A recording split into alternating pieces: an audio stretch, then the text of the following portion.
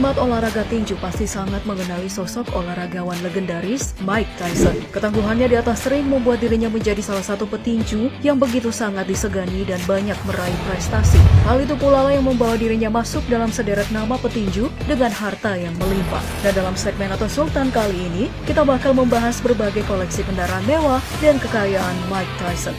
Si leher beton dan Iron Mike, begitulah julukan yang disematkan pada petinju kelahiran New York 30 Juni 1966.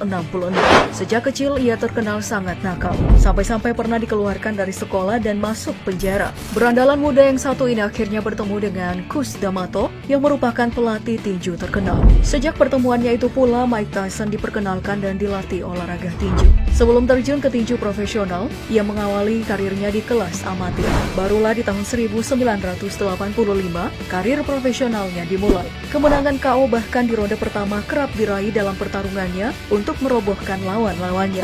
Sosok pria tinggi besar ini akhirnya di tahun yang sama berhasil menjadi juara versi WBC sekaligus mencatatkan namanya sebagai juara tinju dunia termuda untuk pertama kalinya. Bahkan kesuksesan karirnya dari tahun ke tahun terus menuai hasil manis. Sampai-sampai ia pernah mendapat bayaran sebesar 35 juta dolar atau sekitar 541 miliar rupiah. Dilansir dari Indosport.com, sepanjang karirnya sejak tahun 1985 hingga pensiun di tahun 2005 sebagai petinju, Mike Tyson ini diperkirakan berhasil mengumpulkan pendapatan sebesar 300 juta dolar atau 4,6 triliun rupiah. Hal itu pula lah yang membawanya masuk ke dalam gaya hidup serba gemerlap dan sempat memboyong beberapa barang mahal di masa jayanya. Bahkan soal urusan kendaraan, dilansir dari thesun.co.uk, mobil-mobil mewah seperti Cadillac Eldorado yang dibanderol saat itu seharga 500 jutaan rupiah merupakan mobil pertama yang ia beli. Terus ada juga Cadillac Seville yang harganya di pasaran saat ini gak jauh berbeda dengan tipe sebelumnya. Kesuksesannya pun mengantarkan Rolls-Royce Silver Spur seharga 1 miliar rupiah lebih, Rolls-Royce Corniche sekitar 2,6 miliar rupiah, hingga Rolls-Royce Limousine yang saat ini dipatok hampir 3 miliar rupiah, menjadi koleksi-koleksi mobil mahalnya di usianya yang baru menginjak sekitar 22 tahun saat itu. Bukan hanya itu, auto lovers, pembelian 2 unit mobil pabrikan kuda jingkrak Ferrari F50 seharga 6 miliar rupiah dan Ferrari 456 GT dengan harga 2 miliaran rupiah saat itu semakin menambah koleksi pribadinya setelah berhasil meraih gelar juara WC di tahun 1995. Untuk koleksi Lamborghini Super Diablo Twin Turbo berwarna kuning yang harga jual awalnya saat itu di kisaran harga 2 miliaran rupiah sendiri, merupakan koleksi mobil Lamborghini pertamanya yang dibeli pada tahun 1996. Setelah itu disusul dengan beberapa unit mobil lain seperti Bentley Continental T dengan original price sekitar 1,6 miliar rupiah lebih, Bentley Continental SE sekitar 6 miliar rupiah lebih, Jaguar XJ220 yang saat perilisan seharga 8 miliar rupiah lebih, dan kini nilainya telah mencapai 14,2 miliar rupiah. Wow!